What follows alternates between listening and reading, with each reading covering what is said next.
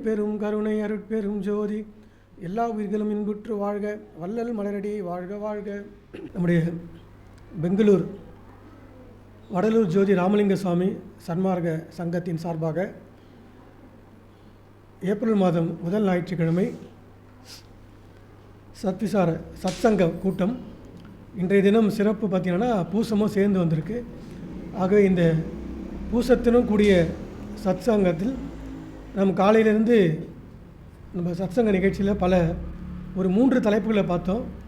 பசித்திரு, தனித்திரு, விழித்திரு, அதுக்கப்புறம் அருட்பெருஞ்சோதி ஆண்டவரின் அற்புதங்கள், அதாவது உண்மை கடவுளின் அற்புதங்கள், அதுக்கப்புறம் பார்த்திங்கன்னா முத்தேக சித்தியின் இலக்கணம். ஆகவே இந்த 3 விஷயத்தை பார்த்தோம். இப்போ அடுத்தது பார்த்திங்கன்னா 4வதாக விண்ணப்பங்கள். விண்ணப்பம் பார்த்திங்கன்னா மொத்தம் 4 வகை விண்ணப்பத்தில் வள்ளல் பெருமான் எழுதியிருக்காரு. உங்களுக்கு தெரியும், படிச்சிருப்பீங்க.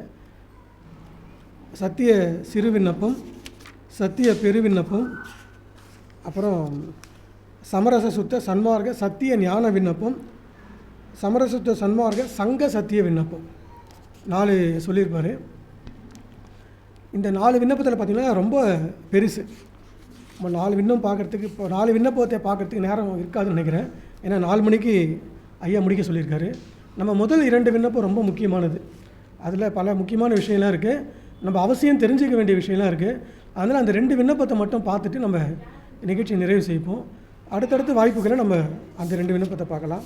ஆகவே முதலாவதாக விண்ணப்பத்தை பார்த்திங்கன்னா சுத்த சன்மார்க்க சத்திய சிறு விண்ணப்பம். இதை பற்றி நாம் பார்ப்போம். நான் சொன்ன மாதிரி உலகத்திலேயே முதல் இறைவன்கிட்ட நம்முடைய பிரார்த்தனைகளை எழுத்துப்பூர்வமாக வச்சவர் வள்ளல் பெருமான் தான். இது அவர் தான் எடுத்துக்காட்டு நமக்கு. ஆகவே நம்மளும் வைக்கலாம். நம்ம மனசில் என்ன ஆசை இருக்கோ, நமக்கு என்ன வேணுமோ அதை ஒரு நோட்டில் எழுதி இது மாதிரி ஜோதி ஏற்றி ஜோதி அண்டை வச்சிடலாம். அதுக்கு பவர் அதிகம். ஏன்னா நீங்கள் எழுதும்போது அது ஒரு தவமாக மாறும். நீங்கள் மனசார சொல்கிறதும் அது இறைவன் கேட்பார். இருந்தாலும் எழுதும்போது அதுக்கு நம்ம அதிகமான ஒரு கவனத்தை செலுத்துவோம். அப்போ அந்த கவனத்தை செலுத்தும் போது ஒரு அக்கறை அதிகமாகவும் இறைவனுக்கும் அது ரொம்ப ஏற்புடையதாக இருக்கும். 2வது, இப்படி பேனா பிடிச்சி எழுதும்போது பார்த்திங்கன்னா அது ஒரு தவமாக இருக்கும். ஆகவே தாராளமாக நம்ம விண்ணப்பத்தை எழுத்துப்பூர்வமாக வைக்கலாம். வல்லாரே நிறைய வச்சுருக்காரு. ஆனால் அவர் வச்ச விண்ணப்பம் உலகத்துக்காக வச்சார். நம்ம விண்ணப்பம் வச்சு அது நமக்காக தான் வைக்கலாம். நம்ம விண்ணப்பத்தை வச்சுட்டு கடைசியாக எல்லா உயிர்களையும் இன்புற்று வாழ்க அப்படின்னு வச்சோம்னா அது எல்லா மக்களுக்குமான விண்ணப்பமாக இருக்கும். இந்த எல்லா உயிர்களும் இன்புற்று வாழ்கன்ற வார்த்தை பார்த்திங்கன்னா சென்டென்ஸ் பார்த்திங்கன்னா ரொம்ப அற்புதமான, இது வரைக்கும் வேறு எந்த மார்க்கத்திலையும் இல்லாத ஒரு அற்புதமான வரி. இந்த ஒரு வாக்கியத்தை நீங்கள் சொல்லிட்டு உலகத்தில் எல்லா உயிர்களுக்கும் நீங்கள் பிரார்த்தனை பண்ணுறதா அது கணக்கில் வந்துடும். எறும்புலேருந்து யானை வரைக்கும், மனுஷன் வரைக்கும், மேலே பறக்கிற பறவைகள், நிலத்தில் வாழுற உயிர்கள், கடலுக்கு அடியில் வாழ உயிர்கள், இப்படி எல்லாத்துக்கும் சேர்த்தமான ஒரு பிரார்த்தனை எதுனா எல்லா உயிர்களும் இன்புற்று வாழ்க. ஆகவே இதுதான் உண்மையான பிரார்த்தனைன்னு சொல்லிட்டு வள்ளலார் சொல்கிறாரு. இப்போ சாதாரணமாக நம்ம சமயத்தில் இருக்கும்போது கோயிலுக்கு போகிற செய்கிற பிரார்த்தனை அது பிரார்த்தனையே கிடையாது. எப்பவுமே நமக்காக செய்கிற பிரார்த்தனையே கிடையாது. எல்லா உயிர்களும் இன்புற்று வாழ்கன்னு நீங்கள் பிரார்த்தனை பண்ணால் அதுதான் உண்மையான சன்மார்க்க பிரார்த்தனை.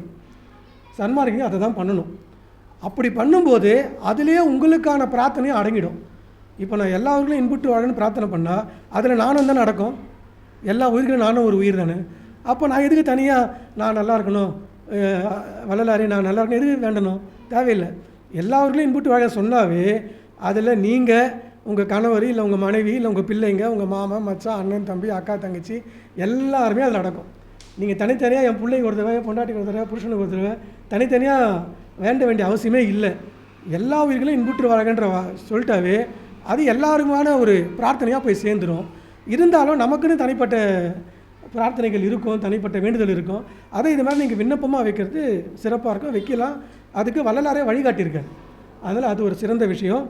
இந்த விண்ணப்பத்தை மட்டும் பார்த்திங்கன்னா இதில் வள்ளலார் கேட்ட விண்ணப்பம்லாம் நம்ம நினச்சி கூட பார்க்க முடியாத விண்ணப்பம். இப்படிலாம் கூட ஒருத்தர் இறைவன்கிட்ட வேண்ட முடியுமா? சத்தியமாக நம்ம கடைசி வரைக்கும் அப்படி ஒரு எண்ணமே நமக்கு வரவே வராது. இப்போ இந்த விண்ணப்பத்தை படிச்சிட்ட பிறகு வேணால் நம்ம வள்ளலார் மாதிரி நம்ம விண்ணப்பம் வைக்கலாம். கண்டா நமக்கு இப்படிப்பட்ட ஒரு எண்ணமோ ஒரு சிந்தனையோ நிச்சயமாக நமக்கு வரத்துக்கான வாய்ப்பே இல்லை. ஏன்னா நம்ம சாதாரண மனித பிறவி, அவர் இறைவனோட அவதாரமாக வந்தவர், வருவிக்க உற்றவர்.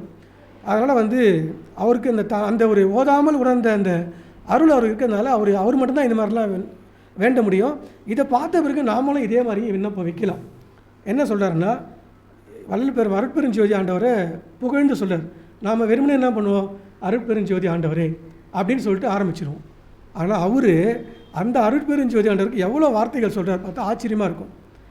இயற்கை உண்மையர் என்றும், இயற்கை அறிவினர் என்றும், இயற்கை இன்பினர் என்றும், நிர்குணர் என்றும், சிற்குணர் என்றும், நித்தியர் என்றும், சத்தியர் என்றும், ஏகர் என்றும், அநேகர் என்றும், ஆதியர் என்றும், அநாதியர் என்றும், அமலர் என்றும், அருட்பெருஞ்சோதியர் என்றும், அற்புதர் என்றும், நிருதிசையர் என்றும், எல்லாம் ஆனவர் என்றும், எல்லாம் உடையவர் என்றும், எல்லாம் வல்லவர் என்றும் குறிக்கப்படுதல். ஆக 18 வகையாக அருட்பெருஞ்சோதி ஆண்டவரை புகழ்ந்து போற்றி பாடுறாரு. நம்ம நினச்சி பார்க்க முடியுமா இது மாதிரி? நிச்சயமாக முடியாது. அப்போ எந்த அளவுக்கு இப்போ ஒருத்தர் மேலே அன்பு இருந்தால் தான் கண்ணே மணியே பட்டே செல்லமேன்னு சொல்லிட்டு பல வார்த்தை நம்மளை அறியாமே வரும். அப்போது அந்த இறைவனுக்கும் அவருக்குமான நெருக்கம் அதிகமாகிடுச்சு. அதனால தான் இவ்வளோ வார்த்தை வாயில் வருது. நம்மளுக்கு அப்படி இல்லை, நமக்கும் இறைவனுக்கு ரொம்ப தொலைவு இருக்குது. நம்ம இன்னும் இறைவனை நெருங்கலை. நம்ம சொந்தமாகவே இறைவனை ஒன்றும் நம்ம ஏற்றுக்கல. அவர் கடவுள் என்ற நிலையிலே வச்சுருக்கோம், நாம் பக்தன் என்ற நிலையிலே வச்சுருக்கோம். அதனால தான் பெரிய கேப்பு நம்மளுக்கு இருக்குது.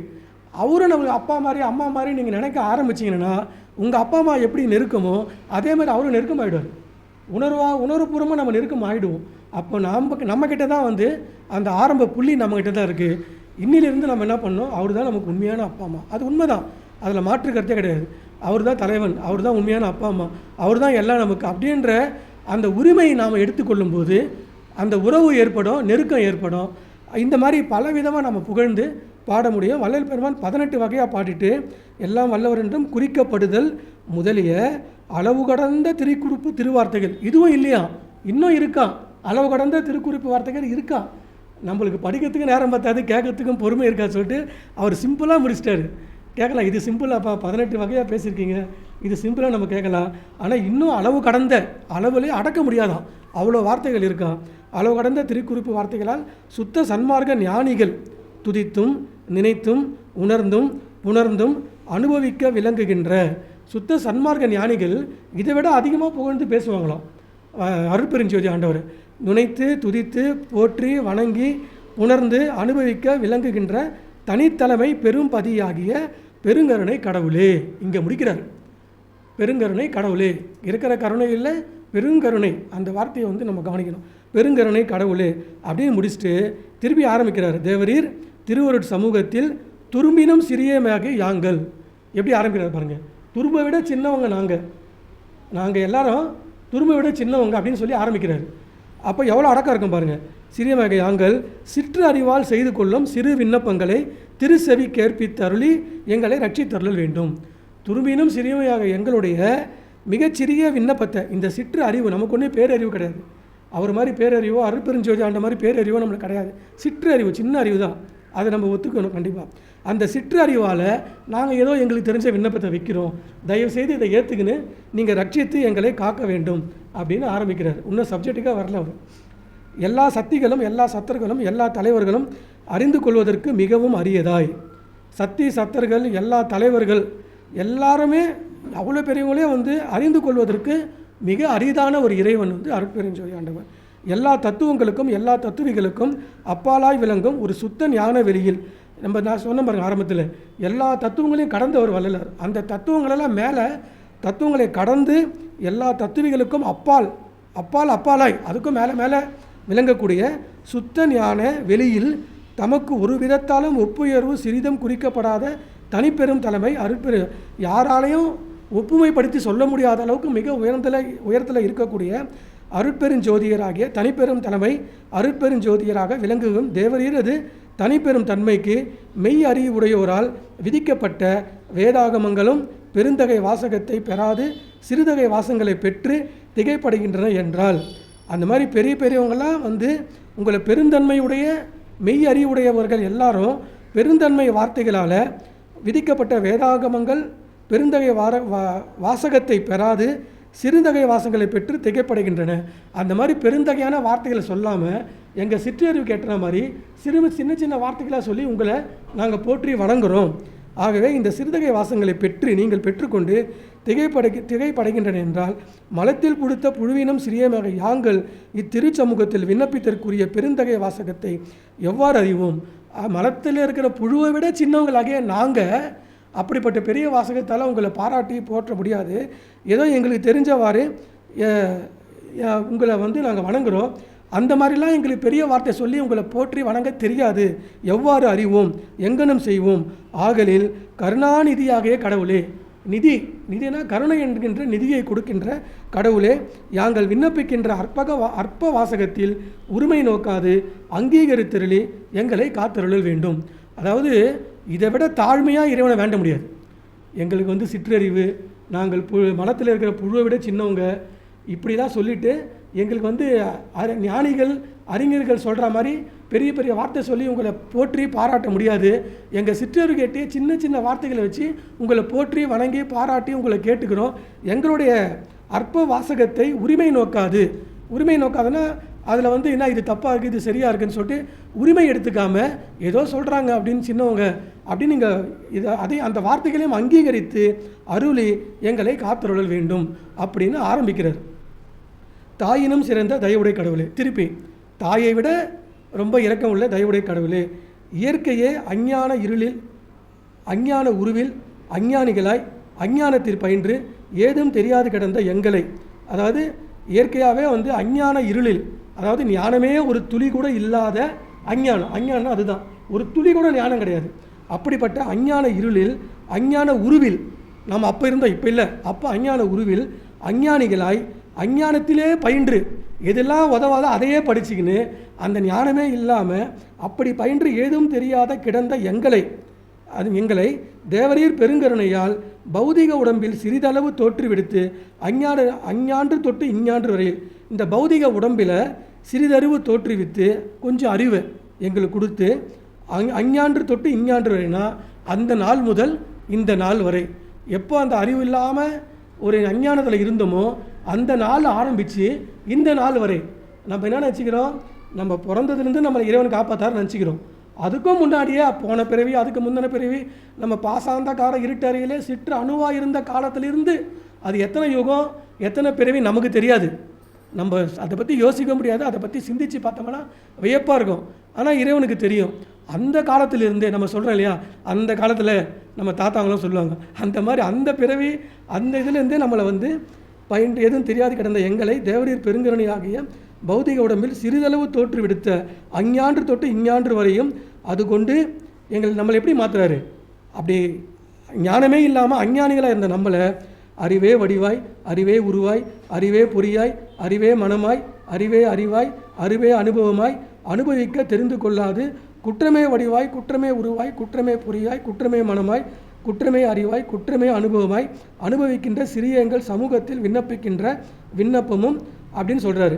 அதாவது அறிவே வடிவாக, அந்த அறிவே வடிவாக இருக்கிற, அறிவே உருவாய் இருக்கிற, அறிவே பொறிகளாய் கண் காது மூக்கு செவி பொறிகளாக இருக்கின்ற, அறிவே மனமாய் இருக்கின்ற, அறிவே அறிவாய் இருக்கின்ற, அறிவே அனுபவமாக இருக்கின்ற, அனுபவிக்க தெரிந்து கொள்ளாது. அந்த மாதிரிலாம் இருக்க முடியாமல், அதெல்லாம் தெரிந்து கொள்ள முடியாமல் நாங்கள் எப்படி இருந்தோம்? குற்றமே வடிவாய், குற்றம் செய்வதே எங்கள் வடிவத்தில் இருக்குது. குற்றமே உருவாய், குற்றமே உருவமாக இருக்குது. குற்றமே பொறிகளாய், கண் காது மூக்கு செவி என்ற பொறிகளாய். குற்றமே மனமாய், இந்த மனசில் குற்றம் செய்வது தான் இந்த மனசுக்கு பிடிக்குது. அந்த மாதிரி குற்றமே மனமாய், குற்றமே அறிவாய், குற்றமே அனுபவமாய் அனுபவிக்கின்ற சிறியங்கள்லாம் சிறியவர்கள் ஆகிய இந்த திருச்சமூகத்தில் விண்ணப்பிக்கின்ற விண்ணப்பம் எப்படி இருக்கும்? இவ்வளோ குற்றமுடைய குற்றமே அறிவாய் குற்றமே மனமாய் குற்றமே வடிவாய் குற்றமே அறிவாய் இருக்கின்ற நாங்கள் விண்ணப்பிக்கின்ற அந்த விண்ணப்பம் எப்படி இருக்கும்? குற்றமாக தான் இருக்கும். ஒன்றுமே படிக்காதவன் ஒரு கம்பெனிக்கு அப்ளிகேஷன் தான் எப்படி எழுதுவான்? தப்பாக எழுதுவான், ஸ்பெல்லிங் மிஸ்டேக் இருக்கும். எது முதல்ல டியர் சார் பண்ணணுமா, டியர் ரெஸ்பெக்ட் மேடம் பண்ணணுமா, ரெஸ்பெக்ட் சார் எதுவுமே தெரியாது அவனுக்கு, ஏதோ ஒன்று எழுதுவான். அந்த மாதிரி ஒன்றையும் தெரியாமல் அஞ்ஞானி அந்த நாங்கள் விண்ணப்பிக்கின்றனா ஒரு விண்ணப்பத்தை எழுதி வச்சா எப்படி இருக்கும்? இந்த மாதிரி சிறப்பாக இருக்காது. ஏதோ சிற்றரை ஏற்ற மாதிரி நாங்கள் விண்ணப்பத்தை எழுதி வைக்கிறோம். குற்றம் அனுபவிக்கின்ற சமூகத்தில் விண்ணப்பிக்கின்ற விண்ணப்பமும் நம்ம விண்ணப்பம் எப்படி இருக்குமா? அதுவும் குற்றமே வடிவாய் குற்றமே குறிக்கும் என்று அறிந்தவும் ஆயினும் குற்றம் குறியாத வகை விண்ணப்பம் செய்ததற்கு ஒருவாற்றானும் உணர்ச்சி இல்லாத மாலில் துணிவு கொண்டு விண்ணப்பிக்கின்றோம். அப்படி என்னமே தெரியாமல் இருந்து கூட நாங்களாம் ஒரு தைரியத்தை வர வச்சுக்கின்னு கொஞ்சம் துணிஞ்சு ஏதோ கொஞ்சம் எழுதி நம்ம ஏதாவது நல்ல கதிக்கு போகணும் சொல்லிட்டு ரொம்ப கஷ்டப்பட்டு நாங்கள் ஒரு விண்ணப்பத்தை எழுதி வைக்கிறோம். ஒரு வாரம் முயற்சி செஞ்சு வைக்கிறோம். அதை நீங்கள் ஏற்றுக்கொண்டு குற்றங்களையே குணங்களாக கொள்ள வேண்டும். அதில் எந்த குற்றமாக இருந்தாலும் அதே குணமாக கொண்டு கொள்ளுதல் தேவரீர் திருவருட் பெருமைக்கு இயற்கை ஆதலின் இவ்விண்ணப்பங்களில் குற்றம் குறியாது கடைக்கணித்தருளி கருணை செய்தல் வேண்டும். அந்த குற்றத்தெல்லாம் தள்ளிட்டு கருணை செய்து எங்களுக்கு அருள் புரிதல் வேண்டும். இதை விண்ணப்பம் வைக்கிறத பற்றியே இவ்வளோ பேசினிருக்காரு. அதுக்கு அடுத்தது இப்போ தான் அஞ்ஞான இருளில் ஒன்றும் தெரியாத உணர்ச்சியின்றி கிடந்த காலம் போக. அஞ்ஞான இருளிலே ஆரம்பத்தில் சொன்ன மாதிரி அஞ்ஞான இருளிலே ஒன்றும் தெரியாத, ஒரு அறிவும் கிடையாது, நமக்கு ஒன்றுமே தெரியாது, உணர்ச்சி இன்றி ஒரு உணர்ச்சியும் கிடையாது. அப்படி இருந்த காலம் போக அந்த இருளை விட்டு விலகி அந்த இருளை விட்டு நீங்கி காலத்தே எப்போ அந்த இருளை விட்டு வந்தோமோ அந்த காலத்திலிருந்து இவ்வுலகினத்து புல் நெல் மரம் செடி பூடு முதலியவாகவும் நம்ம எப்படிலாம் பிறந்தோன்றதை சொல்கிறார். நம்ம நினச்சின்னுக்கிறோம் சன்மார்க்கு வர்றதுக்கு முன்னாடி நாம் நேராக மனுஷனாக வந்துட்டோம் நினச்சின்னு இருக்கோம். இப்போ சொல்கிறார் பெருமான் ஒன்றுன்னா சொல்லுவார், ஓரறிவு, ஈரறிவு, 3 அறிவு, 4 அறிவு, 5 அறிவு, 6 அறிவு. நம்ம எப்படிலாம் பிறந்தோம், புல் செடி கொடியாக பிறந்தோம், அதெல்லாம் உண்டோன்னு சொல்லிட்டே வருவார். அப்போ முதல்ல எங்கே ஆரம்பிக்கிறோம்? புல் நெல் மரம் செடி பூடு முதலியாகவும் முதல்ல. ரெண்டாவது கல் மலை குன்று முதலியாக பிறந்து இதெல்லாம் ஓரறிவு உள்ளது. இந்த புல் நெல் மரம் செடி பூடு முதலியாகவும் கல் மலை குன்று இதெல்லாம் ஓரறிவு உள்ள தாவரங்கள். இதெல்லாம் பிறந்து களை உண்டல், ஒரு செடியாக இருக்கும் களை பறித்து போட்டுடுறாங்க. வெட்டுண்டல், கொஞ்சம் வளர்ந்தால் வெட்டி போட்டுடுறாங்க. களை உண்டல், வெட்டுண்டல், அறுப்புண்டல், பயிர் வரும்போது அதை அறுத்துடுறாங்க. அறுப்புண்டல், கில்லுண்டல், சின்ன செடியாக இருந்தால் பூவை கிள்றாங்க, கில்லுண்டல். உலர்ப்புண்டல், சில நேரத்தில் அப்படியே உலர்ந்து போயிடுது, யாரும் பறிக்காமல் உலர்ப்புண்டல். உடைப்புண்டல், சில நேரத்தில் உடஞ்சி போயிடுது ஒரு பயிர் கூட, உடைப்புண்டல். வெடிப்புண்டல், வெடிப்புட்டு போயிடுது. இப்படி பல்வேறு அவத்தைகள் அந்த புல் பூண்டு செடி மரம் மலை கொடியாக போது இப்படிப்பட்ட அவஸ்தை நம்ம பட்டிருக்கோம். நம்மளுக்கு தெரியுமா? தெரியாது, அந்த செடிக்கு மட்டும்தான் தெரியும். ஆகவே அப்படி இருந்து ஆரம்பத்தில் நாம் அப்படிலாம் இருந்து பல அவஸ்தைகளை பட்டோன்றதை யார் சொல்கிறா? வள்ளலார் சொல்கிறார். அதுக்கப்புறம் நம்ம என்ன பண்ணுவோம், நம்ம பெரியவங்க சொல்லுவாங்க, நான் சின்ன வயசில் அப்படிலாம் கஷ்டப்பட்டேன், 5 கிலோமீட்டர் சைக்கிள் ஓட்டி போய் ஸ்கூலுக்கு போய் படித்தேன், ஒரு அண்ணா தான் இப்போ கொடுப்பாங்க வீட்டில், அது ஒன்றுமே வராது அப்படிலாம். அது மாதிரி இப்போ வள்ளல் பெருமான் சொல்கிறாரு. அப்படிலாம் அவஸ்தைப்பட்டு இறந்து அந்த தாவர யோனி வர்க்கமெல்லாம் சென்று உழன்று அலுப்படைந்தோம். ரொம்ப வெறுத்து போயிட்டோம்.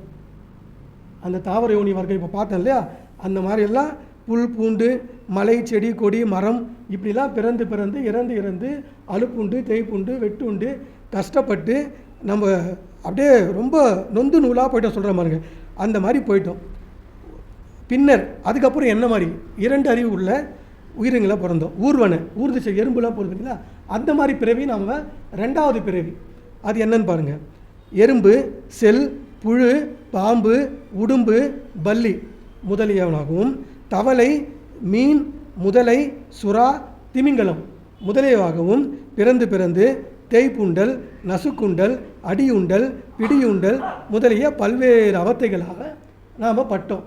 இல்லை நம்மளுக்கு ஒன்றுமே தெரியாது, நமக்கு படிக்கும்போது அவ்வளோ ஆச்சரியமாக இருக்கும். ஆகவே இதுலேருந்து நம்ம என்ன தெரிஞ்சுக்கணும்னா, இப்படிலாம் பிறவை தான் நம்ம வந்திருக்கோன்றத கர்வம் நம்மளுக்கு குறைஞ்சிரும். நான் தான் இறக்கத்திலே பெரிய மனித பிறவி வந்துட்டேன், அது புழு பூச்சிலாம் பார்த்தா நம்ம கேவலமாக நினைக்கிறோம் பாருங்கள். இப்போ இனிமேல் நம்ம நினைப்போமா? நம்ம இதை படித்த பிறகு நினைக்க முடியாது. அப்போ நம்மளும் ஒரு காலத்தில் புழுவாக தான் இருந்தோம், நம்மளும் ஒரு காலத்தில் மரம் செடி கொடியாக தான் இருந்தோம். ஆகவே அடுத்தது சொல்கிறாரு, இப்படி தான் இருந்து நசுக்குண்டல், அந்த பல்லி உடம்பு இப்போ எறும்பு நம்ம நசுக்கி போட்டுடுறோம், நசுக்குண்டல். அடியுண்டல், கொஞ்சம் பாம்பு அடித்து போட்டுடுறோம். பிடியுண்டல், இதே உடும்பு அதை பிடிச்சி பல்லிலாம் பிடிச்சி போட்டுடுறோம். தேய்ப்புண்டல், அதை தேய்ச்சி போட்டுடுறோம்.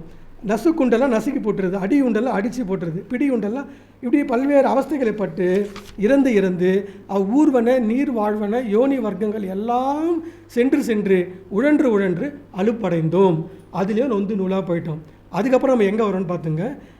ஈ பறவை இனமா, ஈ, வண்டு, தும்பி, குருவி, காக்கை, பருந்து, கழுகு இப்படி பறவை யோனி வர்க்கங்களை பறவைகளாக பிறந்து அதே மாதிரி தான் அடியுண்டல், பிடியுண்டல், அலைப்புண்டல், உழைப்புண்டல் முதலிய பல்வேறு அவத்தைகளால் இறந்து அப்பறவை யோனி வர்க்கங்கள் எல்லாம் சென்று உழன்று அலுப்படைந்தோம். அங்கேயும் நம்ம நிம்மதியாக இல்லை. உண்டி எடுத்து அடிப்பாங்க, புறாவை பிடிச்சி சமைச்சு சாப்பிட்ருவாங்க. இப்படி எவ்வளோ நம்ம பார்த்துன்னு தான் இருக்கோம். அந்த மாதிரிலாம் கஷ்டப்பட்டு முடிஞ்சிச்சு. சரி, அதுக்கப்புறம் 4வதாக எங்கே வரும்?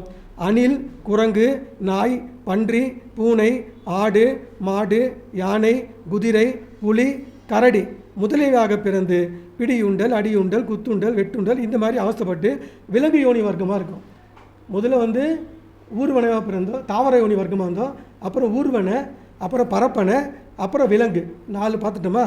விலங்கு யோனி வர்க்கங்களை சென்று உழன்று அலுப்படைந்தோம். பின்னர் பைசாசர், பூதர், ராக்கதர், அசுரர், சுரர் முதலியதாக பிறந்து அதான் அந்த அசுர குலத்தில் சேர்ந்த ஒரு வெரைட்டி. அதெல்லாம் கிம்புரர், சுரர் முதலியவராக பிறந்து அசுரர்கள் என்ன பண்ணுவாங்க?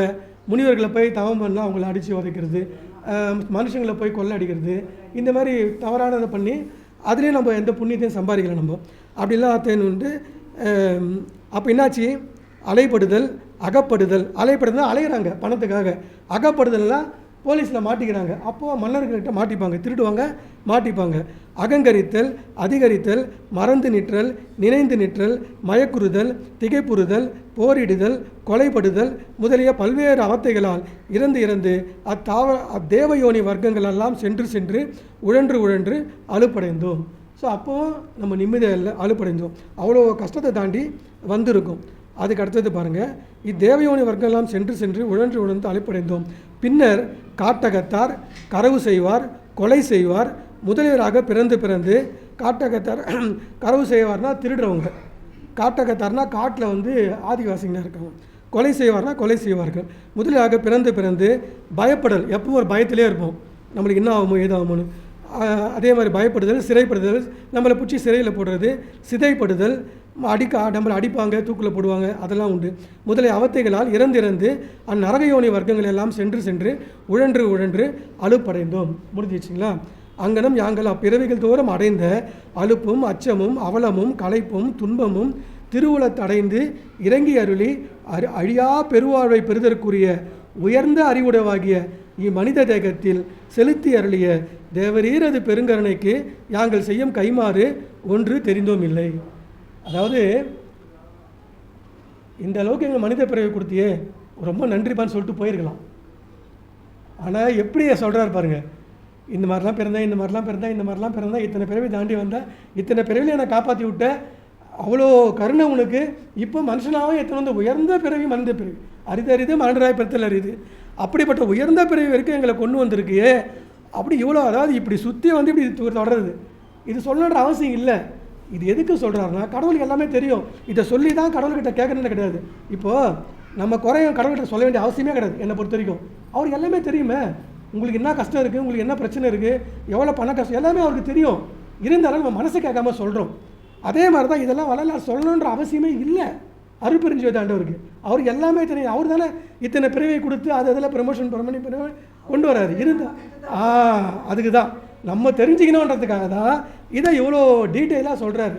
அப்போது இதை படிக்கும்போது என்ன ஆகுனா, இவ்வளோ துன்பப்பட்டோம், அவ்வளோ மோசமான பிறவிலாம் இருந்து இப்போ உயர்ந்த பிறவி வந்துட்டோம், நம்மளுக்கு கடவுள் அந்த அளவுக்கு நல்லது செஞ்சுருக்காரு. அப்போ கடவுள் மேலே மரியாதை கூடும். ரெண்டாவது, நம்ம எவ்வளோ கேவலமாலாம் இருந்திருக்கோன்றத நமக்கு நினைக்கும் போது நம்ம கர்வம் குறையும், நம்ம கர்வமும் குறையும். இப்படிலாம் இருந்து திருடி இருக்கோம், பொய் சொல்லியிருக்கோம், பூச்சியாக இருந்திருக்கோம், பறையாக இருந்திருக்கோம். அந்த துன்பத்தெல்லாம் நீக்கிட்டார். இல்லாட்டி நீ கடைசி வரைக்கும் கழுதையாகவே இருந்தோம், கடைசி வரைக்கும் நாய் பையாக இருந்தால் நம்ம என்னத்தை அடைய முடியும்? ஆனால் நம்ம மேலே எனக்கு போதுண்டா, நீ பட்ட கஷ்டம்லாம் போதுண்டா, வா மனித பிறவி வந்துரு. மனித பிறவி மட்டும்தான் இறைவனை அடைய முடியும். நீ நீ செஞ்ச பாவத்துக்கெல்லாம் அனுபவிச்சிட்ட, ஈயா பேயா நாயா கழுதியா குரங்கா அனுபவிச்சிட்ட, எனக்கே ஒரு பாவமாகுது உன்னை பார்த்தா. சரி வா மனித பிறவி தொலை. இனிமேட்டு என்ன பண்ணு, ஒழுங்காக இறைவனையே சதாசரகம் நினச்சி அவரை பூஜித்து பிரார்த்தனை பண்ணி உன்னை சுற்றி இருக்க 4 பேருக்கு நல்லதை செஞ்சு ஜீவகாரணம் பண்ணி மரணமில்லா பிற அடையின்னு சொல்லிட்டு சொல்ல வராரு வள்ளல் பெருமான். ஆமாம், அது மாதிரி அப்படிப்பட்ட உயர்ந்த அறிவுடைய மனித தேகத்தில் செலுத்திருக்கிறிய. ஆனால் நம்ம தான் என்ன பண்ணுறோம், உயர்ந்த அறிவுடைய பிறப்பை எடுத்துட்டு தாழ்ந்த அறிவு கட்டத்தனமாக எல்லாம் பண்ணிட்டு. அது என்ன நம்ம சொல்லிலாம் டைம் வேஸ்ட் பண்ண முடியாது. ஆகவே அது அவங்கவுங்கள பொறுத்தது. ஆகவே நம்ம அதெல்லாம் பெருமான் எடுத்து சொல்கிறதுக்கு காரணமே இதுதான். மீண்டும் நாம் அந்த பிறவி போய் அணுகக்கூடாது.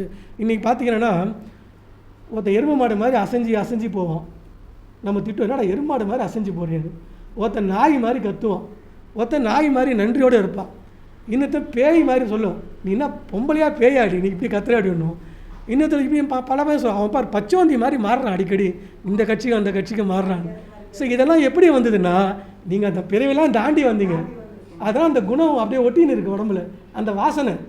என்னதான் நம்ம குளத்தில் குளித்து முழுகி வந்தாலும் தொடச்சாலும் கொஞ்சம் ஈரம் இருக்கலாம் உடம்புல.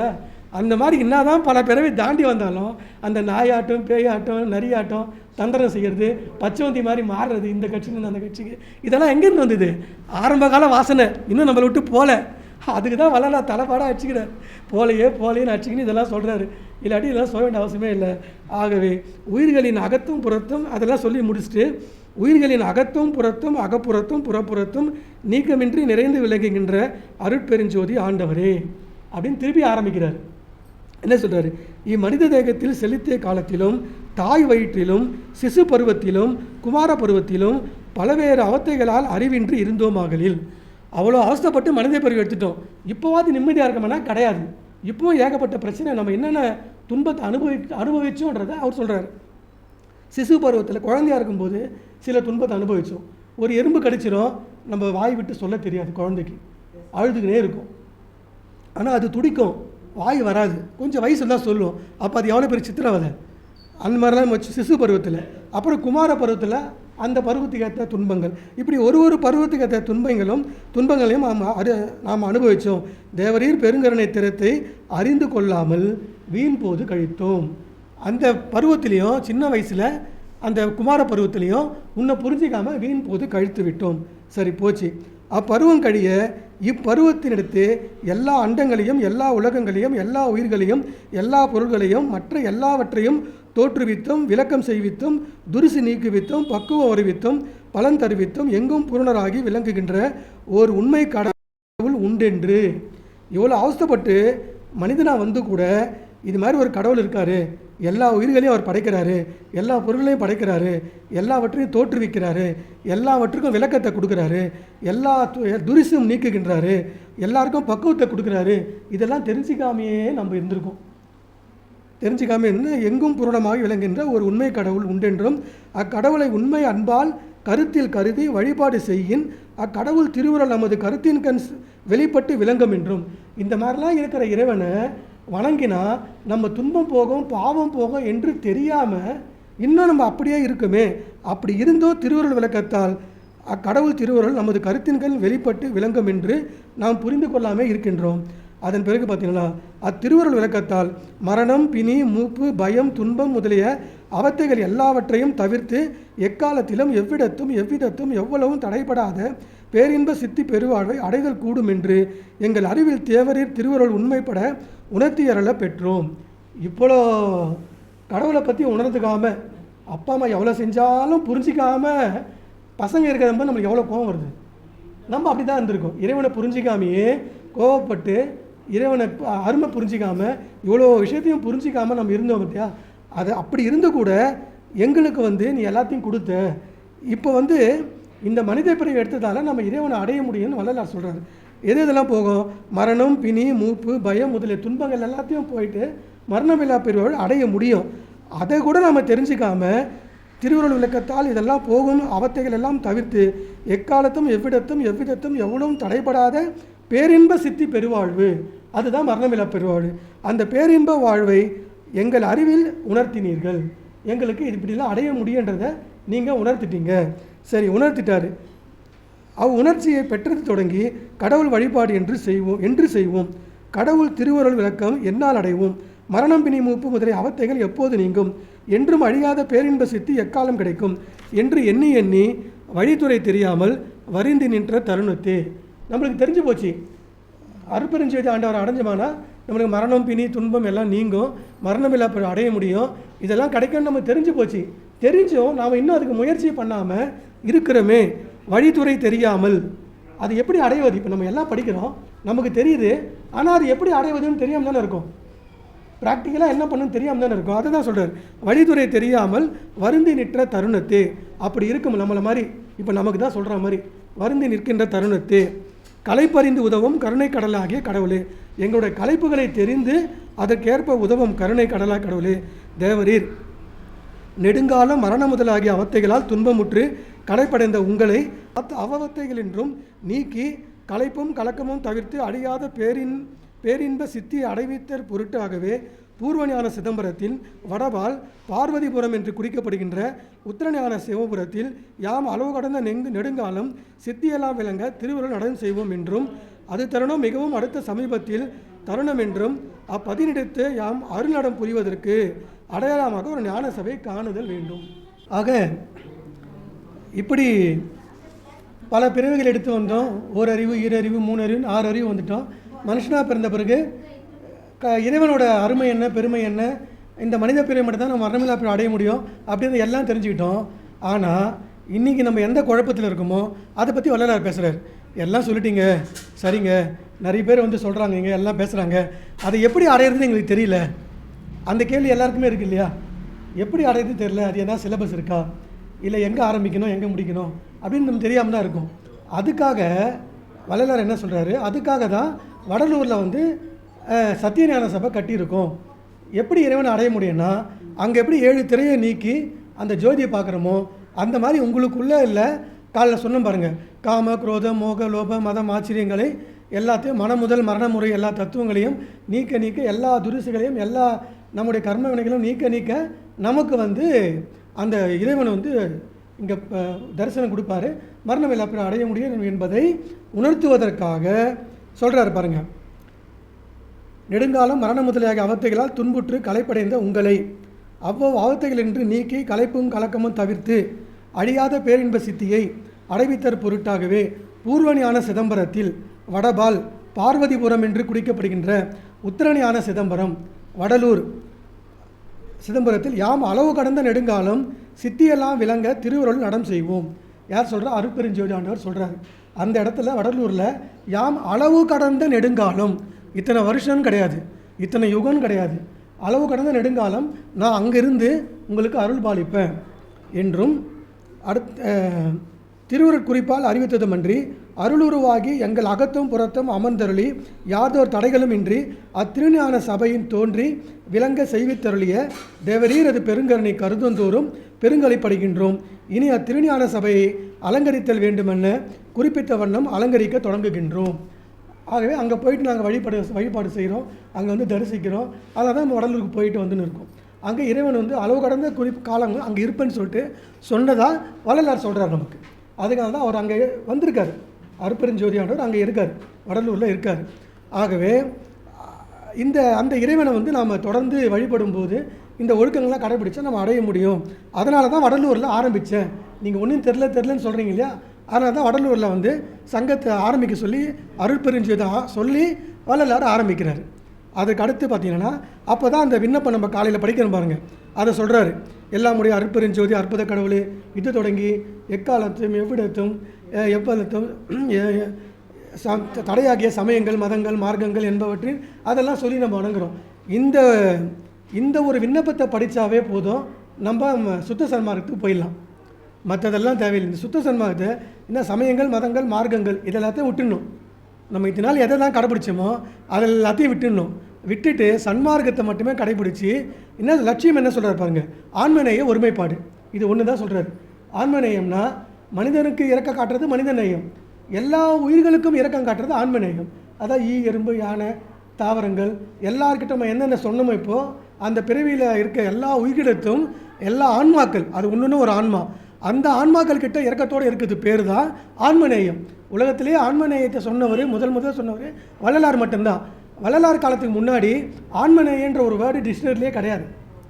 வள்ளலார் வந்த பிறகு தான் ஆன்மநேயம் வேணும், எல்லா உயிரிடத்தையும் அன்பு செலுத்துங்க, எல்லாத்தையும் கொண்டு குவிக்காதீங்க, அது உங்களுக்கு பாவம் அப்படி. இப்போ நம்ம சொல்லுவோம், நான் ஒரு பாவமும் செய்யலை, நான் மட்டும் அவளை கஷ்டப்படுறேன்னு சொல்லுவோம்.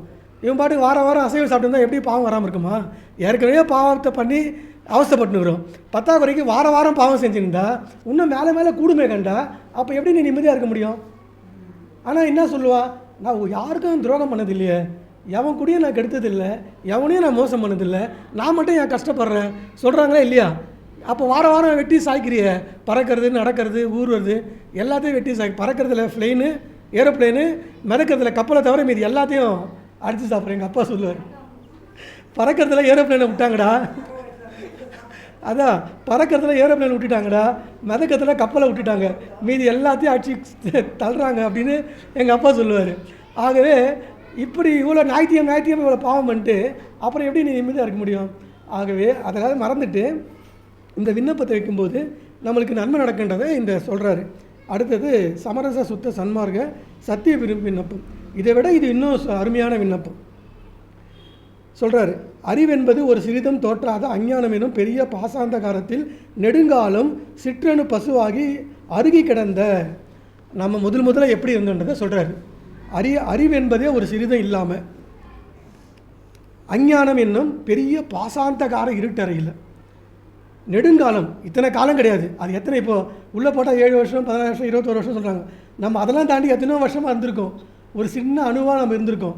அன்னைக்கு ஆரம்பித்து சொல்கிறாரு பாருங்க, அருகி கிடந்த அடியனுக்குள் உள் ஒளியாகி இருந்து, உள் ஒளியாக போகிறார். இப்போ நமக்குள்ளே உள் ஒளியாக இருக்கார்ல இறைவன், உள் ஒளியாக போய் அப்பாசாந்தகாரத்தினின்றும் எடுத்து அங்கேருந்து நம்மளை மீட்டெடுக்கிறாரு. எடுத்து எல்லா பிறப்பு உடம்புகளிலும், நம்ம முதல்ல பார்த்த எல்லா பிறப்பு ஊர்வன பரப்பன விலங்குகள் அப்படி எல்லா பிறப்பு உடம்புக்குள்ளேயும் நம்மளை செலுத்தி நமக்கு பிறவியை கொடுத்து எல்லாத்தையும் பாஸ் பண்ணி பிறப்புடைமை என்னை விடுவித்து சிறிதளவு விளக்கம் செய்வித்து தேவரீர் அது திருவருட் பெருங்கனை திறத்தை எங்கனம் அறிவேன் எவ்வாறு கருதுவேன் என்னென்று சொல்வேன். இப்படிலாம் செஞ்சியே உன்னை நான் எப்படி பாராட்டுவேன், எப்படி புகழ்ந்து பேசுவேன், என்னவென்று சொல்வதுன்னு வியப்பாக சொல்கிறாரு. அதுக்கடுத்தது, எல்லாம் வல்ல இயற்கை உண்மை கடவுளே, உபசாரத்தார் பெற்ற தந்தை என்பான் ஒருவது சுக்கில துளியின் கண் என்னையோர் பகுதி பேரணு உருவில் பெருகி வெளிப்பட விருத்திய காலத்திலும் எனக்குள் உள்ளொளியாகிருந்து அப்பகுதி பேரணு உருவை சிறுட்டித்து அள்ளினீர். அன்றி புறத்தில் யாவராலும் சகிக்கப்படாத அந்த அருவருப்பையும் அசுத்தையும் தீ நாற்றத்தையும் சகித்து அச்சுக்கில துளியிலிருந்து ஓர் ஆவி உருவாகியிருந்து அத்துளியின் கண் உள்ள பல வகை விரோத தத்துவங்களால் சிறிதும் தடைபடாமல் என் உருவை காத்தருளினீர். அதாவது முதல்ல நம்ம எங்கே இருக்கணும்னா, நம்ம முதல்ல அப்பாவோட வயிற்றில் தான் இருக்கும், அப்புறம் தான் அம்மா கிட்ட வரும். சொல்கிறார், தந்தை என்பான் ஒருவனது சுக்கிலத்தின் அந்த விந்தில் தான் நம்ம முதல்ல ஒரு குழந்தை பிறகுதுன்னா முதல்ல அப்பா கிட்ட தான் இருக்குது. அதுக்கப்புறம் தான் அம்மாவோட கருவறைக்கு வருது. அம்மா கருவறை வந்து அந்த இடத்துல பேரணுவாக மாறுது. பெருகி வெளிப்பட விருத்திய காலத்திலும் எனக்குள் உள்ளொலியாக இருந்து, அப்போ நம்ம உள்ளொலியாக இருக்க அந்த இறைவன் வந்து இந்த அணுவுருவை சிறுட்டித்து அருளினீர். அன்றி புறத்தில் யாவராலும் சகிக்கப்படாத வெளி உலகத்தில் இருக்கவங்க சகிச்சிக்கவே முடியாத துர்நாற்றம் நம்ம உள்ளுக்குள்ளே இருக்குது.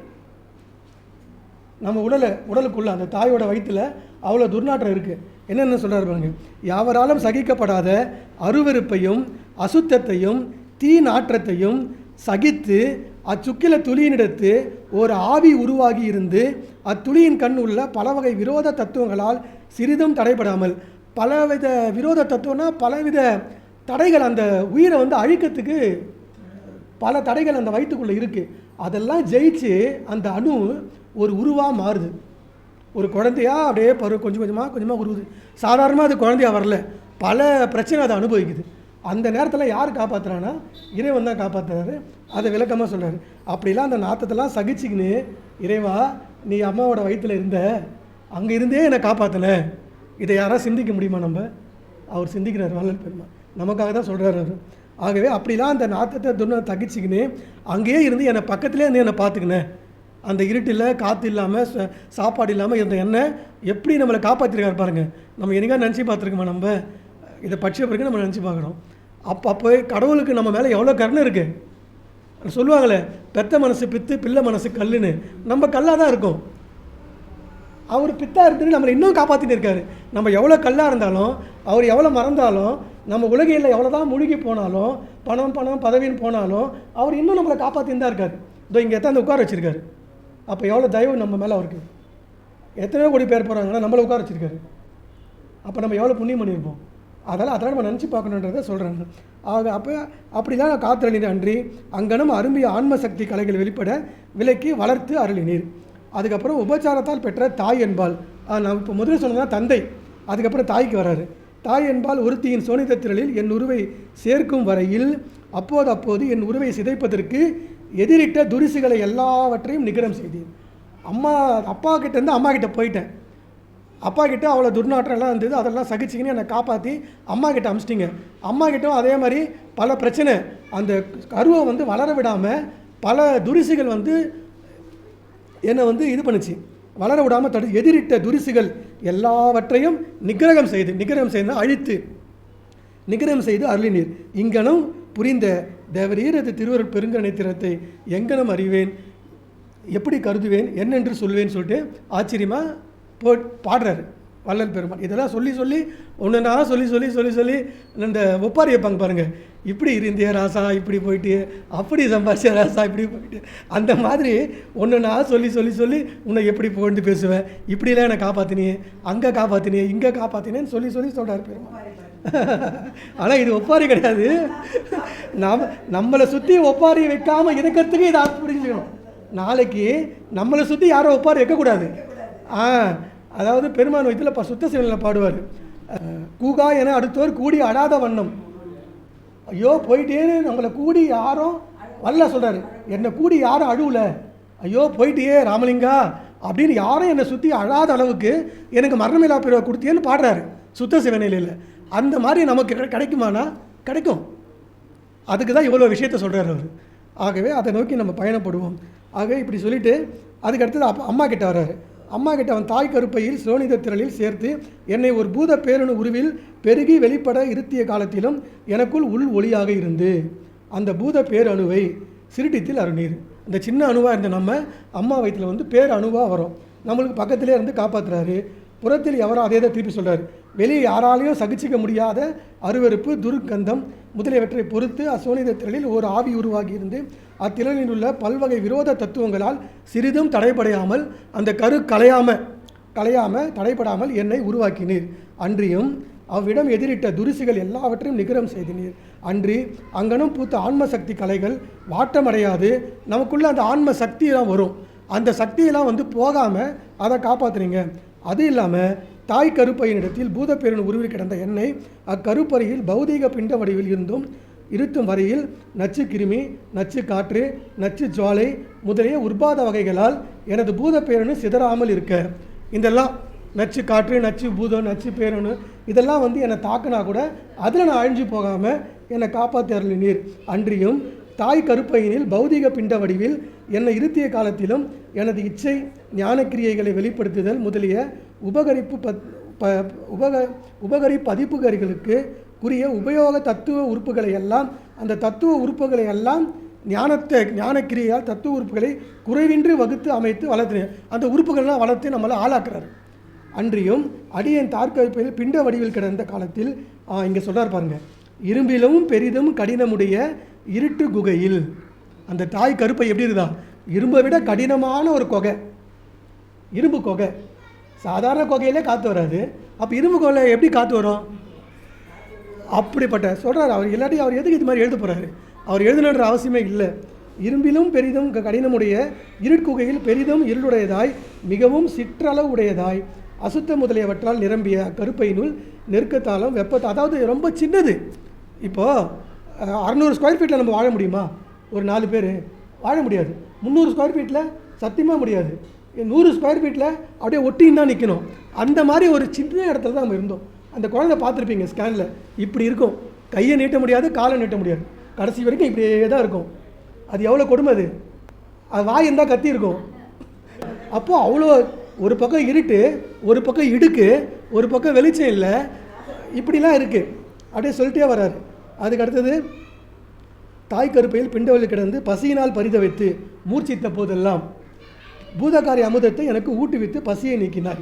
அந்த பசியோடு இருக்கும்போது பூதகாரி அமுதத்தை எனக்கு கொடுத்த மூச்சை தெளிவித்தாய். அன்றியும் தாய் கருப்பையில் பிண்ட வடிவில் கிடந்த போது பேய் வருட்டல் பேர் இருட்டெல்லாம் பயந்த போதெல்லாம் நாத ஒளியால் பேய் விருட்டையும் விந்து விளக்கத்தால் பேர் இருட்டையும் தவிர்த்து என் பயத்தை போக்கினாய்.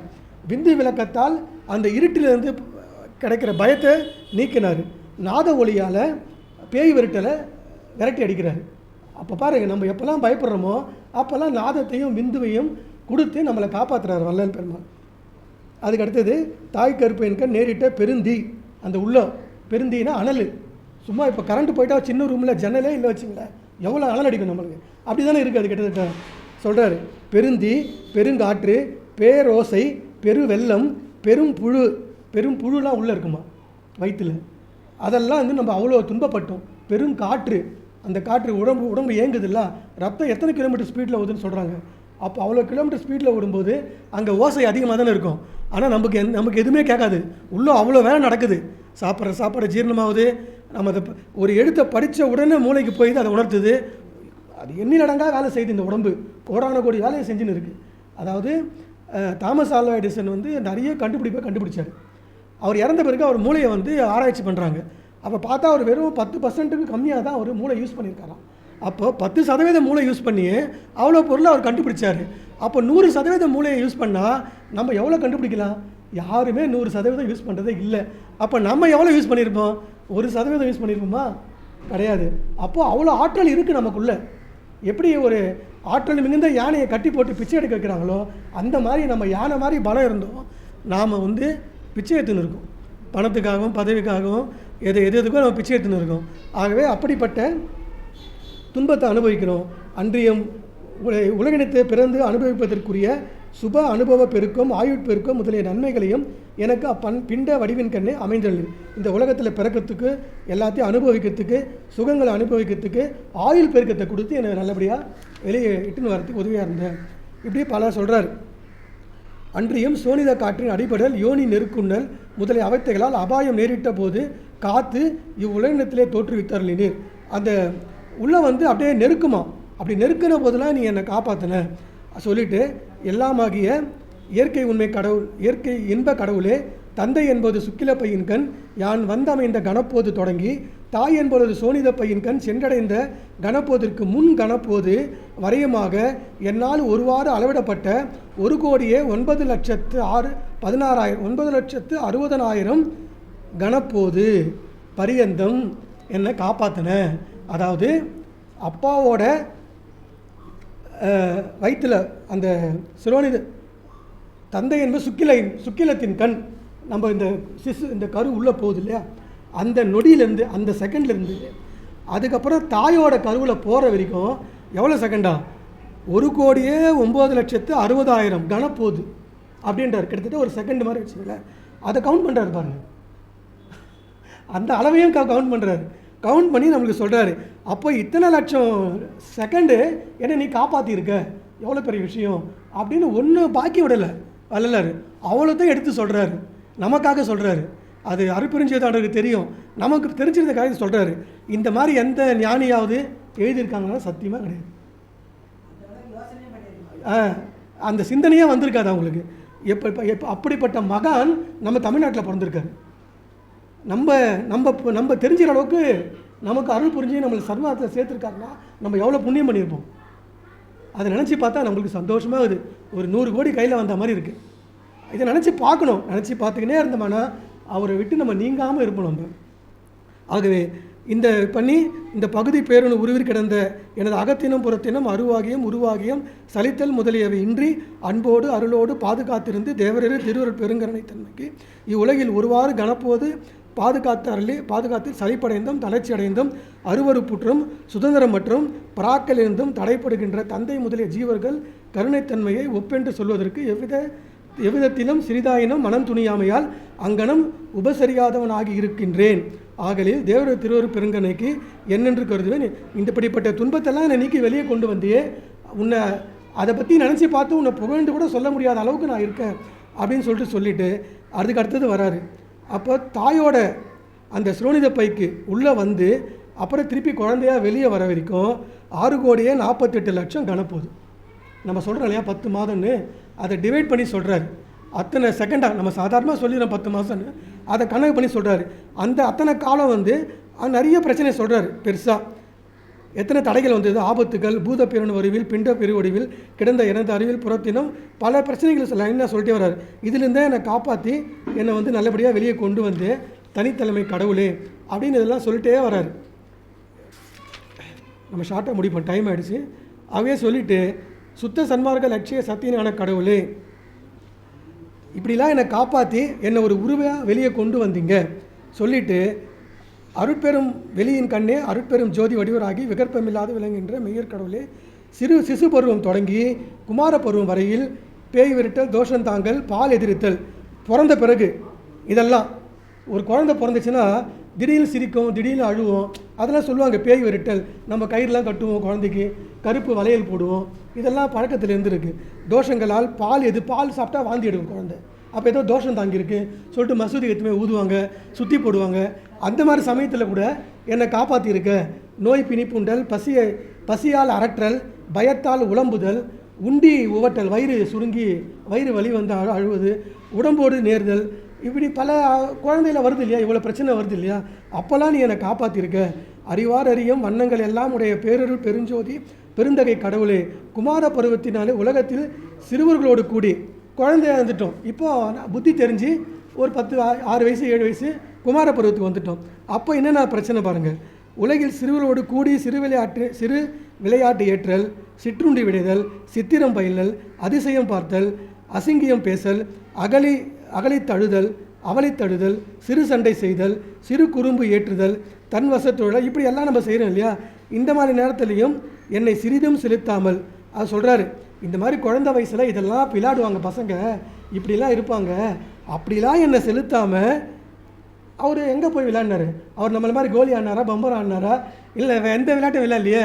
அந்த சின்ன வயசுலேயே போய் முருகரை பாட ஆரம்பிச்சிட்டார், எல்லா கோயிலுக்கும் போக ஆரம்பிச்சிட்டார். சின்ன வயசுலேயே மரணமில்லா பெருமை பற்றி தெய்வ மணி மாலையில் பேச ஆரம்பிச்சிட்டார் 9 வயசுலேயே. நம்ம 9 வயசுல என்ன பண்ணியிருந்தோம்? விளையாடின்னு இருந்தோம். அதை தான் சொல்கிறார். அதான் பிறக்கும் போதே அவருக்கு ஞானம் வந்துச்சு, ஓதாது உணர்ந்துட்டார் அவர். ஆகவே இந்த மாதிரி விளையாடுற பசங்க வயசுக்கு நடுவில் என்ன வந்து அப்படிலாம் செய்ய விடாமல் அந்த இச்சையின்றி நுகர்தல், ஜபதபம் செய்தல், தெய்வம் பராவல், பிற உயிருக்கு இரங்கல், பெருங்குணம் பற்றல், பாடி பணிதல், பக்தி செய்திருத்தல் முதலிய நற்செய்கைகளை அப்படிலாம் விளையாடாமல் என்னை எப்படி வச்சுருந்த? இச்சையின்றி இடம் தனித்திருத்தல். நான் தனியாக தான் இருந்தேன், உன்னையே நினச்சின்னு சின்ன வயசில் தனியாக இருந்தேன் நான். 2வது, இச்சை எந்த ஆசையும் இல்லை. ஜபதபம் செய்தல், உன்னையே நினச்சி ஜபதபம் செய்யுது. தெய்வம் பராவல், தெய்வத்தையே நினச்சிருக்குது. பிற உயிருக்கு இரங்கல், அடுத்த உயிர்களுக்கு அப்போயே அவர் இறங்குறாரு. அவருக்கே ஒருத்தர் இறங்கணும், ஆனால் அவர் அடுத்தவங்களுக்கு இறங்குறாரு. இரங்கல், பெருங்குணம் பற்றல், பெருந்தன்மையான ஒரு குணம் இருந்தது. பாடி பணிதல், இறைவனை பாடி தொழுவது, பக்தி செய்தல், இப்படி நல்ல செய்கையில் என்னை செலுத்திய தேவரீரது பெருங்கருணைக்கு வந்தனம் அப்படின்னு அந்த நன்றியோடு அவர் பெருமான் பாடுறாரு. இப்படி எல்லா மாணவராலும் ஒன்றும் அல்லாதவராயும் எல்லா அண்டா சராசரங்களையும் அகத்தும் புறத்தும் நிறைந்து விலகுகின்ற தனித்தலைமை கடவுளே, குமார பருவத்தில் என்னை கல்வியில் பயிற்றும் ஆசிரியரை இன்றியே என் தரத்தில் பயின்றதற்கு அருமையாகிய கல்வி பயிற்சியை எனது உள்ளகத்தே இருந்து பயிற்றுவித்தருளினேன். எந்த பள்ளிக்கூடத்துக்கும் போகாமல், எந்த ஆசிரியர் இல்லாமல், நீயே எனக்கு உள்ளக்குள்ள குருவாக இருந்து எனக்கு எல்லாவற்றையும் உணர்த்தினாயே அப்படின்னு இங்கே சொல்கிறாரு. ஆக இப்படிலாம் அவருக்கு நடந்ததெல்லாம் சொல்லிட்டே வர்றாரு. ஆனால் அதுக்கேற்ற மாதிரி பள்ளிக்கூடம் அனுப்புகிறாங்க. அவர் ஓதாமல் ஒரு நாளும் இருக்க வேண்டாம், உலகநாத பிள்ளை எழுதின பாட்டை சொல்கிறாங்க.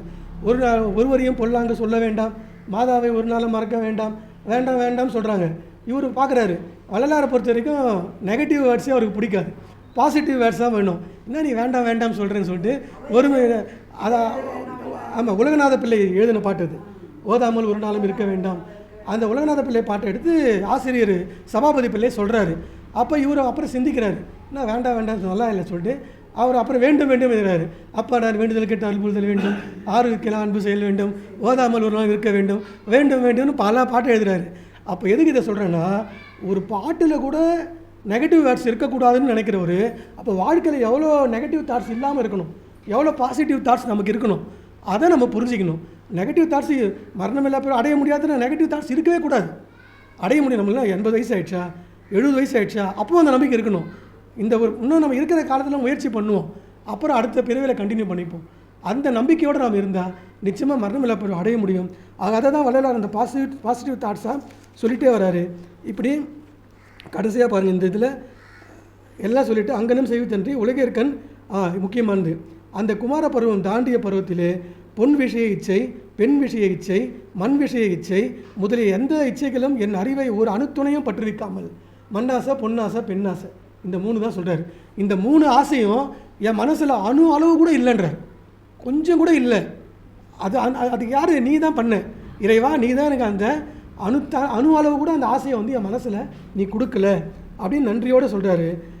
இச்சைகளிலும் என் அறிவை ஒரு அணுத்துளையும் பயிற்றுவிக்காமல் எல்லா உயிர்களையும் பொதுமையை நோக்கி எல்லா உயிர்களும் இன்பமடைதல் வேண்டும் என்னும் கருணை நன்முயற்சியை பெருவித்து சுத்த சன்மார்க்க தனிநெறி ஒன்றையே பற்றுவித்து, இப்படி எல்லாத்துலேருந்தும் தவிர்த்து சுத்த சன்மார்க்க நெறியிலே என்னை கவனம் செலுத்த வச்சு என்னை கொண்டு வந்தியே, நன்முயற்சி செய்ய வச்சியே அப்படின்னு பாராட்டுறாரு.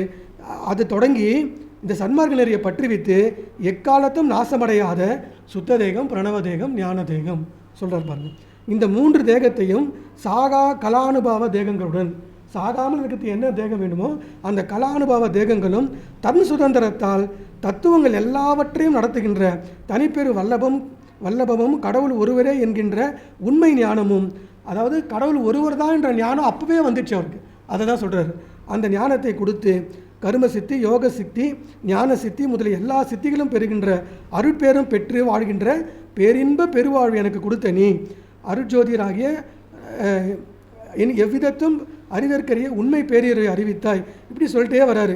இதெல்லாம் எனக்கு கொடுத்த அனுபவித்து அகத்தும் புறத்தும் இடைவிடாது என்னை காத்தருளி என்னை நல்லபடியாக எடுத்துன்னு வந்த அப்படின்னு சொல்லி முடிக்கிறார் இந்த 2வது விண்ணப்பத்தை. ஆகவே நம்ம 2 விண்ணப்பம் தான் பார்த்தோம். இப்போ நேரம் இல்லாத இதோட முடிச்சிக்கலாம். ஆகவே இப்படி இதை எதுக்கு இதை நம்ம சுருக்கமாக சொல்லி முடிச்சிடறேன். இந்த 2 விண்ணப்பத்தை படித்தா இப்போ உங்களுக்கு ஆச்சரியமாக இருக்கா? நீங்கள் தெரியாத பல விஷயம். எத்தனை பேர் விண்ணப்பம் படிச்சிங்கன்னு தெரில. எத்தனை பேர் இதுதான் முதல் முறை, எத்தனை பேர் இப்போ தான் முதல் முறை இந்த விண்ணப்பம் கேட்குறது படிச்சிருப்பீங்க. ஓகே, அதான் இத்தனை நான் சொல்கிறேன், இந்த முழுமையாக படிக்க வாய்ப்பில்லை. ஆமாம்.